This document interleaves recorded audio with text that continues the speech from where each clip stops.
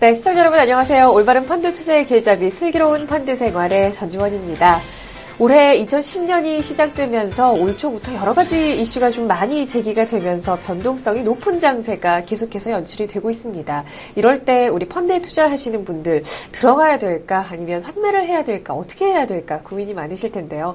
오늘도 슬기로운 펀드 생활과 함께 펀드 투자 전략에 대해서 함께 생각해 보시는 시간으로 마련을 해 드리도록 하겠습니다. 오늘도 같이 말씀 나누실 분 모셔보도록 하죠. 미래에셋 자산운용 마케팅 본부의 김주현욱 팀장 자리 함께 하셨습니다. 어서 오십시오. 네, 안녕하세요.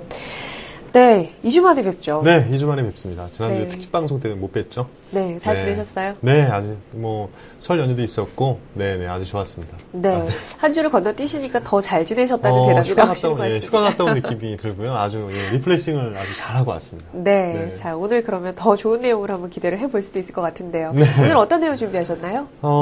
시작할 때 우리 MC분께서 말씀을 하셨는데 이 연초 이후에 증시가 굉장히 변동성이 굉장히 큰 모습을 보여주고 있습니다. 그래서 한 2달이 지나가고 있는 상황에서 글로벌 전 세계적 증시를 보면 5% 이상 이렇게 다 조정을 받고 있는 그런 모습들인데 네.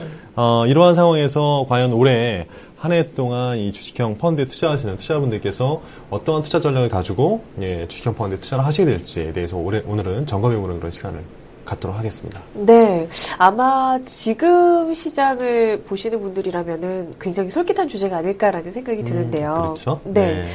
말씀하신 대로 그리고 저도 이제 이렇게 모두에 말씀을 드렸습니다만은 우리나라 증시뿐 아니라 해외 증시도 그렇고 굉장히 지금 변동성이 크게 연출이 되고 있는데 이 배경이 어디 있을까요? 일단은 가장 직접적인 배경은 다 아시겠지만 이제 연초에 발표된 이 중국의 이 지준율 인상 그리고 이제 미국에서 발표한 이 금융 규제안 이런 것들이 이제 직접적으로 증시에 영향을 미치고 있습니다. 네. 하지만 이런 정책적인 이슈들 이면에 보면 이미 이제 작년 시장과 올해 시장의 어떤 그런 연관성을 우리가 짚어보면 올해 시장이 굉장히 변동성이 높을 수밖에 없다라고 말씀을 드릴 수 있는데요. 그 배경에는 이제 작년 시장을 보면 결국 이제 돈에 의해서 시장이 올라가지 않았습니까? 네. 그래서 작년 시장을 흔히 전문가들이 이제 유동성 장세라고 얘기를 하는데요. 우리가 보통 이제 증시의 어떤 흐름을 얘기를 할 때 크게 2가지 국면으로 얘기를 합니다. 이게 첫 번째가 돈에 의해서 움직이는 시장을 유동성 장세라고 하고요. 그리고 이제 돈에 의해서 움직이는 게 아니라 기업들의 호실적, 그러니까 좋은 실적에 의해서 시장이 움직이는 국면, 이런 것들을 우리가 실적 장세다라고 얘기를 하는데요.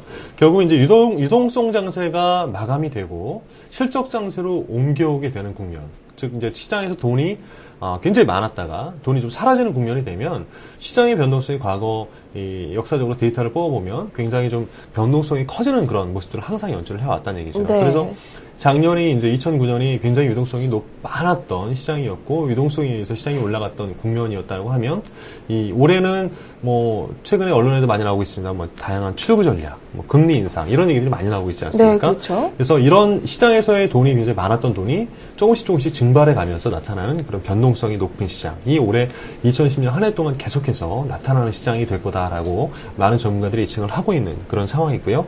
또한 이제 유동성 장세가 작년에 끝나면서 올해는 실적 장세로 넘어오기 때문에 올해 시장은 실적이 좋은 시장 또는 실적이 좋은 그런 기업들이 올라가는 반면에 반대로 실적이 좀 안 좋거나 실적이 좀 떨어지는 그런 기업들이나 국가는 좀 안 좋은 그런 국면으로 전개될 가능성이 높다라는 게 올해의 대체적인 전망이다라고 말씀드릴 수 있습니다. 네. 유동성 장세에 의한 것이 아니기 때문에 전반적으로 이제 시장이 밀고 가는 힘보다는 조금 펀더멘털에 의해서 개별적으로 실적이 좋은 그런 부분만 올라간다고 한다면은 아무래도 조금 기대할 수 있는 상승률도 조금 기대치를 좀 줄일 필요도 있을 것 같네요. 그렇죠. 우리 그래프를 통해서 한번 말씀을 드릴 텐데요. 이게 네. 이제 화면을 통해서 보실 수 있는 이 그래프가 과거 주요 경제 위기 이후에 발생했던 증시의 흐름입니다. 여기 나와 있던 표는 이제 미국을 대표하는 S&P 500의 연도별 수익률을 나타내는 그래프인데요. 결국은 이제 전 세계 증시를 대표하는 증시가 미국 증시이기 때문에 대표성을 가지고 있다는 전제를 가지고 한번 살펴보도록 하겠습니다. 그래서 네. 이 과거에 지금과 같은, 그러니까 2008년에 나타났던 서브프라임 모기지와 같은 경제 위기가 과거에 여러 차례 있었어요. 그래서 70년대 중반에 있었던 1차 오일 쇼크, 그리고 80년대 초반에 2차 오일 쇼크, 그리고 곧이어서 발생했던 더블딥, 그리고 걸프전, 그리고 IT 버블 붕괴, 이러한 여러 차례 위기가 발생했었는데요. 여기 빨간색으로 표시된 이 막대 그래프가 위기가 발생한 그 다음 해의 증시의 상승률이었습니다. 네, 위기 이후 다음 해요. 그렇죠. 바로 네. 이제 다음 해가 되겠죠. 네네. 지금의 상황을 놓고 보면 이제 2009년이 될 텐데요.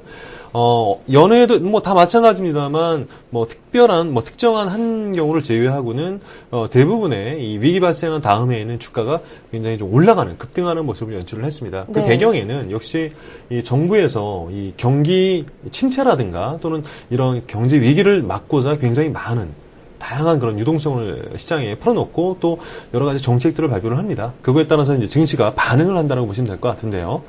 이 위기가 발생한 다음 해, 그 다음 해, 즉 2년차 해를 나타내는 이제 이 그래프가 바로 이 파란색 그래프인데요. 보시면은 네. 이 화면을 통해서 아시겠지만 2년 차의 증시는 굉장히 1년 차에 비해서 많이 상승률이 저하되는 모습을 보실 수 있죠. 역시 이제 이런 것들이 결국은 시장이 많이 풀렸던 돈을 정부에서 걷어들이면서 추구 전략이 시장에 나오면서 증시의 상승률이 많이 위축이 되는 모습을 우리가 볼 수 있는데요. 올해도 마찬가지.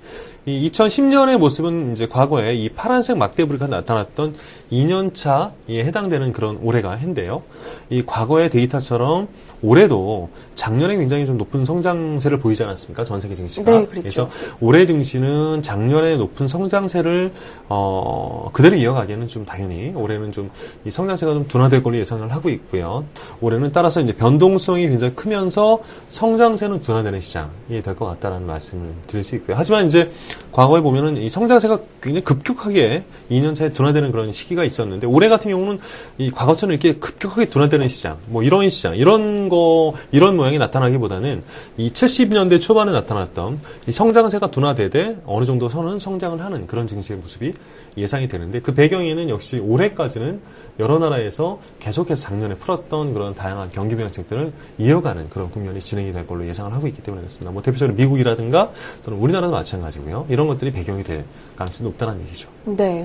지금까지 이제 말씀을 들어보니까 변동성은 확대될 것 같은데, 수익률, 기대 수익률은 조금 낮출 필요가 있을 것 같고, 그리고 이제 실적에 따라서 좀 이런 그 어떤 선별적인 상승세가 나타난다고 한다면, 이럴 때일수록 투자자들이 이렇게 투자하기 어려운 해가 또 있을까라는 생각이 들 수도 있을 것 같은데, 그렇죠. 투자자들 굉장히 입장에서는 어디에 투자해야 될지가 궁금해지는데요. 그렇죠. 뭐 실적 장세라고 해서 실적이 좋은 국가나 실적이 좋은 기업이 올라간다라고 말씀을 드리면 굉장히 좀 모호하죠.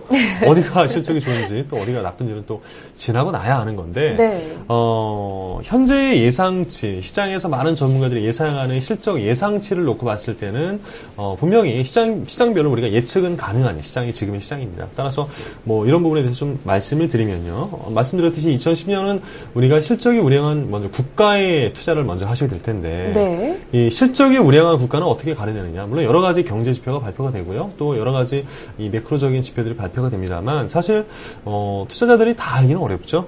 그래서 제가 이 권유를 드리는 그런 방법은 이 GDP 성장률을 한번 보시는 게 가장 바람직하지 않겠냐는 생각이 듭니다. 네. 이 GDP 성장률이라는 거는 결국 이제 그 나라에서 발표되는 여러 가지 경제 지표들을 플러스하고 마이너스에서 최종적으로 나온 값이 GDP 성장률이거든요. 네. 경제가 얼마나 성장하는지를 나타내는 지표 아닙니까? 따라서 뭐 그 나라의 뭐 수출이 얼마나 잘 되고 있는지 또는 그 나라가 생산이 얼마나 원활하게 이루어지고 있는지 또 소비가 얼마나 살아나고 있는지 이런 것들을 모두 플러스 마이너스에서 나온 지표가 GDP 성장률이기 때문에 올해 투자자분들께서 전 세계적인 투자처를 내가 찾고자 할 때 어디에 투자를 해야 될지 찾고자 할 때는 이 GDP 성장률이 적어도 한 5% 이상 이루어지는 나라. 뭐 대표적인 나라를 예를 들면 뭐 중국이라든가 또는 인도, 브라질, 한국 뭐 이런 나라가 대표적인 나라가 될 것 같고요. 네. 또 5%를 넘지 못하는 굉장히 저성장 국가들, 뭐 대표적으로 러시아라든가 뭐 미국이라든가 이런 나라들 또는 일본, 서유럽들 이런 나라들에는 이 투자할 때 조금 유의를 하셔야 되는 그러한 올해 상황이 아닌가라는 생각을 해볼 수 있습니다.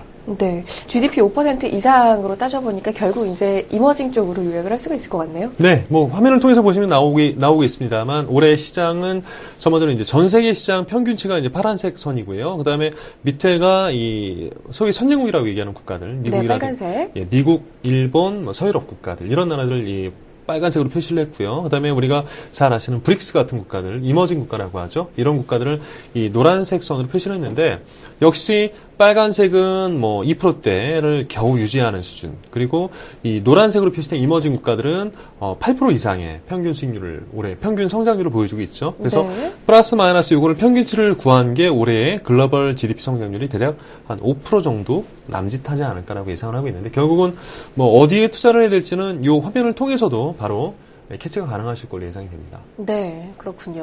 일단 나라는 그렇습니다. 나라는 그런데 일단 개별적인 업종을 또 생각하고 계시는 분들도 있을 것 같고 산업별로 어떤 특정 산업이나 이런 쪽으로 섹터에 투자를 하고 싶은 분도 계실 것 같은데. 그렇죠. 네, 이쪽 부분에 대한 코멘트도 좀 해주셔야죠. 그렇죠. 결국은 이제 우리가 펀드의 유형을 보면 뭐 성장주 펀드도 있고요. 또 이제 가치주 펀드도 있고 배당주 펀드 여러 종류의 펀드들이 있는데 투자자분들께서 이 국면별로 투자의 어떤 전략을 좀 달리 가져가는 그런 필요성은 당연히 있습니다. 근데 지금 많은 전문가들이 예상하는 게 지금 상황이 이 경기 성장의 초기 국면에 있다는 얘기들을 많이 합니다. 물론 뭐 W에 대한 얘기들도 있고요. 여러 가지 얘기들이 있습니다만 네. 결국은 작년에 경기는 어느 정도 일정한 바닥을 찍고 올해부터 이 본격적인 상승 또는 조정이 한 번 있다 해도 이 소폭의 조정 내지 뭐 이런 소폭의 조정 이후에 상승하는 그런 큰 폭의 그런 상승 트렌드를 그릴 걸로 예상을 하고 있습니다. 이 주가가 경기의 선행지수라는 얘기를 많이들 그렇죠. 들어보셨을 많이 텐데요. 하죠. 네. 예, 결국은 그 얘기는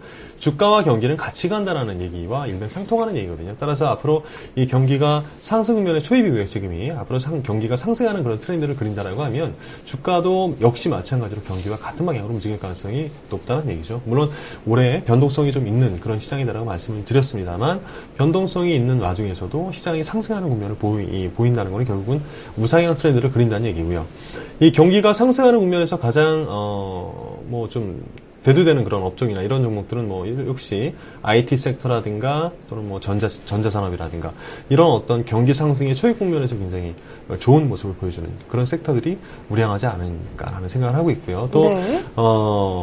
가치형 물론 펀드, 가치주들 이런 우리가 소위 얘기하는 가치주들 시장의 어떤 상승 국면, 시장의 하락 국면에서 우리가 방어를 잘하는 그런 종목들도 있습니다만 올해 시장은 말씀드렸듯이 경기가 살아나는 시장이고 이런 시장이다라고 얘기를 말씀을 드리면은 역시 성장주 펀드, 성장주에 좀 초점을 맞춰서 투자하는 전략이 필요하지 않을까라는 생각이 듭니다. 네, 그렇군요.